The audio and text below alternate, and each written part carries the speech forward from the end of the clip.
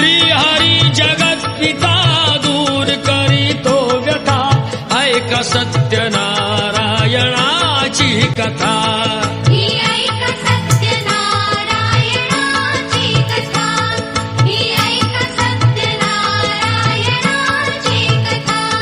मुकुराजा होता महाथोर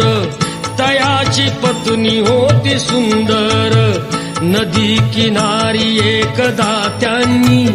घातली महापूजा दोघांनी आले एक नौका त्याच मार्गानी नाव भरलेली पूर्ण द्रव्यानी होती व्यापारी साधू बाण्याची रीत पाहण्यास आला पूजनाची उल्का मुकुत्यास